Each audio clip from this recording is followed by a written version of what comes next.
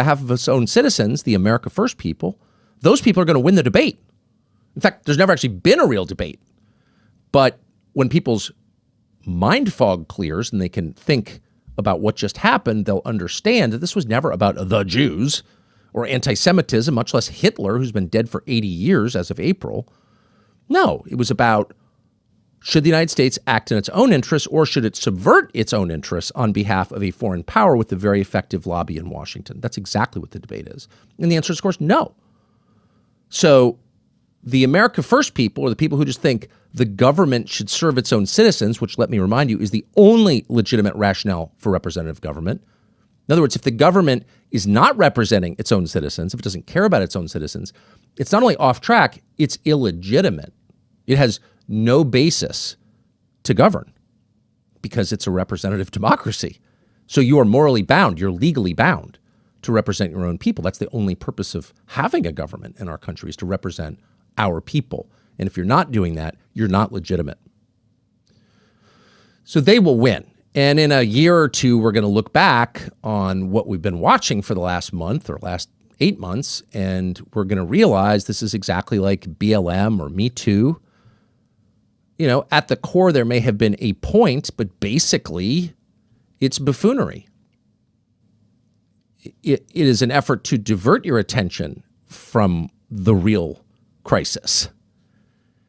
And we're going to wonder, wait a second, since when did the institutional right, conservatives, people who run the think tanks and the dumb little magazines nobody reads, and the people who blow Viet on Fox News, since when did those people become completely committed to identity politics and censorship?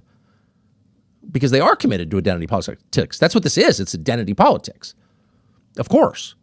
It's group over nation. Of course. It's another country above our country, a tiny country, an irrelevant country over our country.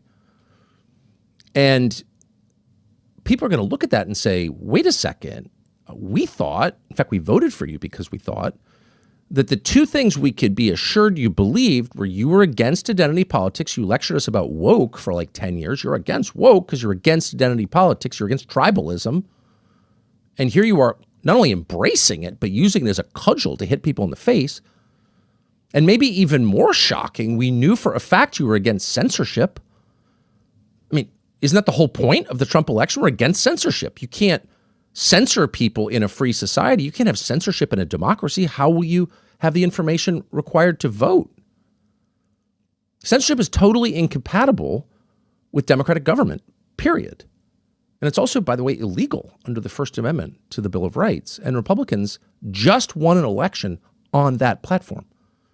And all of a sudden we learn there's really nobody in the world more excited about censorship than a neocon podcaster or a National Review staffer. They just love it. People aren't going to forget that. And in a year or 2 or 5 years or whatever, we're going to look back as we do on COVID and the BLM riots and the Me Too movement.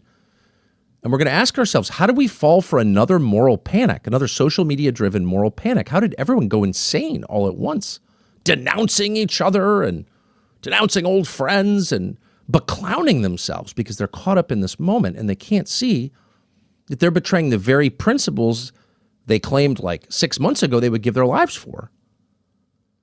And those people are going to feel shame, and many of us will feel contempt for them more than we already do. So that's going to happen. They can't win this debate. It's not actually a debate. It's them name-calling. So that's going to happen, rest assured. But in the meantime, the rest of us have to listen to an awful lot of a man who a year ago was unknown to most Americans, kind of a third-tier